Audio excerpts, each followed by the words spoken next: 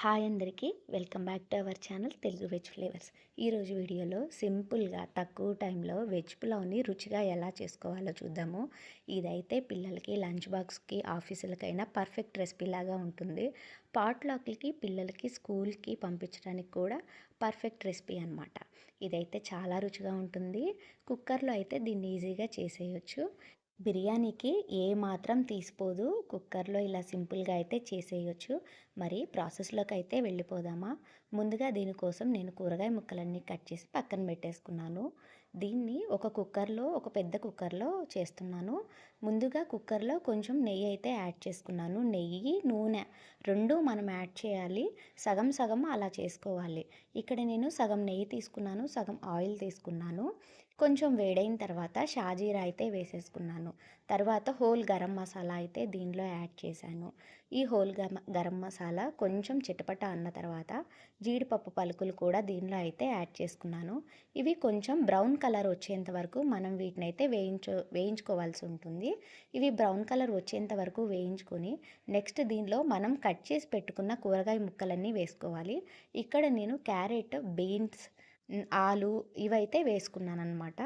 అయితే దీంతో పాటుగా నేను పనీర్ కూడా అయితే తీసుకున్నాను. పనీర్ అయితే మనం చివర్లో యాడ్ చేయాల్సి ఉంటుంది. ఇక్కడ ఆనియన్, పచ్చిమిర్చి, ఒక మీడియం సైజ్ టొమాటోని కూడా నేను ఇక్కడ కట్ చేశాను. మొత్తం అయితే ఇలా కుక్కర్లోకి అయితే వేసేసుకున్నాను. నెక్స్ట్ వీటిని ఒకసారి మనం ఇలా ఆయిల్లో కలిసేట్టుగా ఒకసారి అయితే ఇలా కలుపుకోవాల్సి ఉంటుంది. ఇలా కలుపుకున్న తర్వాత దీనిలో కలర్ కోసం మనం కొంచెం లైట్గా పసుపునైతే యాడ్ చేసుకోవాల్సి ఉంటుంది. అది వద్దు అనుకుంటే స్కిప్ చేయొచ్చు. నెక్స్ట్ కొంచెం సాల్ట్ అయితే యాడ్ చేశాను. కూర ముక్కలు కొంచెం మగ్గడం కోసం అనమాట. ఈ రెండు వేసి మనం ఒకసారి ముక్కలన్నిటికీ పట్టే విధంగా ఇలా కలుపుకోవాలి. తరువాత దీనిలో అల్లం వెల్లుల్లి పేస్ట్ అయితే కొంచెం యాడ్ చేశాను. ఇది అల్లం వెల్లుల్లి యాడ్ చేసిన తర్వాత మళ్ళీ మనం ఒకసారి అయితే కూర ముక్కలన్నీ పట్టే విధంగా అయితే దీన్ని కలుపుకోవాల్సి ఉంటుంది. ఇక్కడ మనకి అల్లం వెల్లుల్లి అనేది మనం కూర ముక్కల క్వాంటిటీని బట్టి వేసుకోవాల్సి ఉంటుంది. అల్లం వెల్లుల్లి మొత్తం కలిపిన తర్వాత దీనిలో పనీర్ క్యూబ్స్ అయితే యాడ్ చేశాను. కూర ముక్కలతో పాటుగా పనీర్ క్యూబ్స్ అయితే యాడ్ చేయడానికి లేదు. లాస్ట్లో అవి కొంచెం మనకి ఒక 5 మినిట్స్ లో ఫ్లేమ్లో మగ్గిన తర్వాత మాత్రమే మనం పనీర్ క్యూబ్స్ అయితే యాడ్ చేయాలి.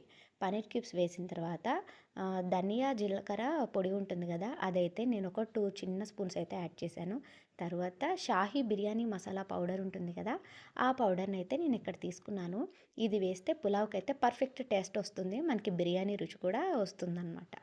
ఇలా మొత్తం వేసి మొత్తం ఒకసారి అయితే కూర ముక్కలకి మసాలా అంతా పట్టే విధంగా ఇక్కడైతే నేను కూర ముక్కలన్నీ ఇలా కలిపేసుకున్నాను.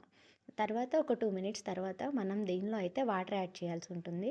ఇక్కడ నేను గ్లాస్ బాస్మతి రైస్కి గ్లాసున్నర వాటర్ అయితే తీసుకున్నాను. నేను 3 గ్లాసెస్ బాస్మతి రైస్ తీసుకున్నాను. దాన్ని బట్టి నేను వాటర్ అయితే యాడ్ చేసుకున్నాను. ఇక్కడ వాటర్ యాడ్ చేసుకున్న తర్వాత మనం ఒకసారి సాల్ట్ అయితే చెక్ చేసుకోవాలి. వాటర్ యాడ్ చేసుకున్న తర్వాత దీనిలో మనం ముందుగానే అరగంట పాటు నానబెట్టుకొని ఉన్న బాస్మతి రైస్ని అయితే మొత్తంగా దీనిలో అయితే వేసేసుకోవాలి.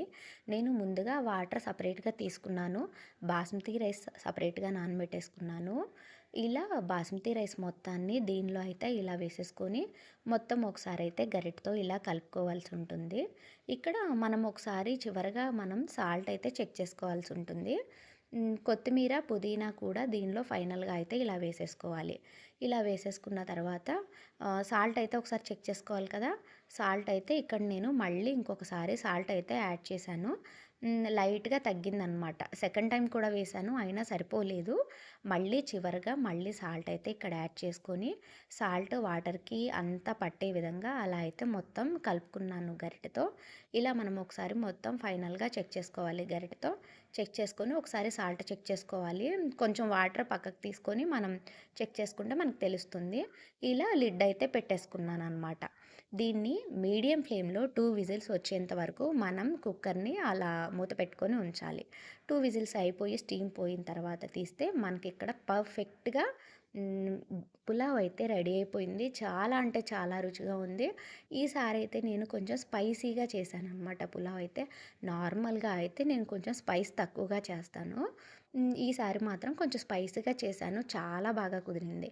స్పైసీగా అంటే ఏం లేదు, వేసే పచ్చిమిర్చి కన్నా ఒక 2, 3 పచ్చిమిర్చి ఎక్కువ వేశాను. మసాలాలన్నీ కొంచెం క్వాంటిటీ అయితే పెంచాననమాట. ఇలా పర్ఫెక్ట్‌గా వచ్చింది. చాలా బావుంది.